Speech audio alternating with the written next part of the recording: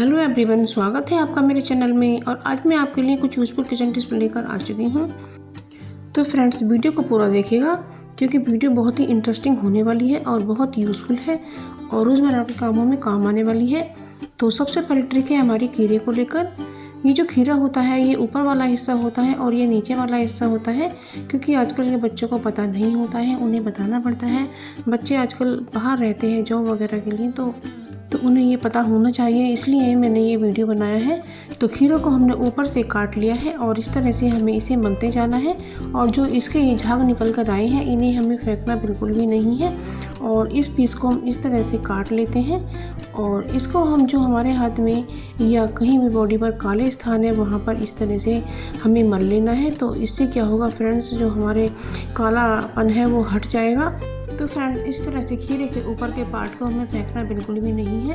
और आजकल हमारे हाथ और पैरों में जलन होती रहती है, तो इसलिए हमें इसको रगड़ लेना है। इससे बड़ी ठंडक पहुंचती है। ये बहुत ही अच्छी ट्रिक है। आप हथेलियों पर इस तरह से रगड़ के अपने हथेली की जलन को शांत कर सकते हैं। और इसी तरह से आप पैरों के तलवे में भी मलें तो ये बहुत ही यूज़फुल हो सकते हैं। इन्हें बिल्कुल भी ना फेंकें। और ये जो दवाई है इससे हम खीरे के साथ यूज़ करके दिखाएंगे।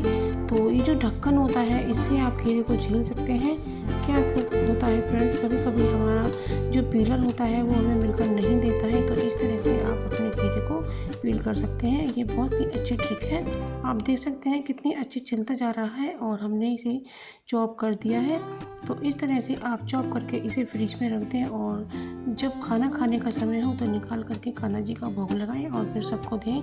अब ये अगली ट्रिक आती है हमारी कचरी को लेकर। जब हम कचरी भूनते हैं तो जो हमारा ऑयल होता है वो तेज़ गर्म होना चाहिए। यदि ठंडा होता है तो उसमें कचरी हमारी फूलती नहीं है और ख़राब हो जाती है। तो इसलिए हमें ऑयल को अच्छा तेज़ गर्म करना है और उसके बाद भी हमें कचरियाँ बनानी है। तो इससे हमारी कचरियाँ अच्छे से पॉप्स हो जाती हैं। तो फ्रेंड्स, ये बहुत ही यूज़फुल ट्रिक है, आपको ज़रूर से पसंद आई होगी। तो फ्रेंड्स, ये अगली ट्रिक है। जब हम कचरियाँ उतारते हैं या कोई भी ऑयली चीज़ उतारते हैं तो हमें इस तरह से निचोड़ कर ही निकालना है और वो कचरियाँ हमारी अच्छे से पॉप्स हो गई हैं और इनमें ऑयल ज़्यादा नहीं आया है। तो फ्रेंड्स, आप देख सकते हैं और ये बहुत ही क्रिस्पी बनकर के तैयार हुई हैं। आप इसी तरीके से बनाइएगा, ऑयल अच्छे से गर्म कीजिएगा। तो ये अब अगली ट्रिक आती है हमारी सुई धागे को लेकर। क्या तो होता है फ्रेंड्स, आजकल हमारी जो आंखें हैं वो काम कम करती हैं और आईसाइट जब वीक हो जाती है तो दिखाई कम देने लगता है और हमें छोटी सी सुई में धागा डालना पड़ता है। तो उसके लिए हमें क्या करना है, हमें लेने हैं 1 रुपये के 2 सिक्के या आप 2 के भी ले सकते हैं। तो इसके बीच में हमें लगाना है धागा और इसकी छोर को हमें कैंची से काट देना है और इस पर हमें लगानी है टेप लगा करके आप इस तरह से इसे एक ऑर्गेनाइज़र बना लीजिएगा। तो इससे हमारी सुई में धागा बहुत अच्छे से पड़ेगा और इसके ऊपर के काट को हम कैंची से काट लेते हैं। तो बस इसी तरीके से अब आप सुई में धागा डालें।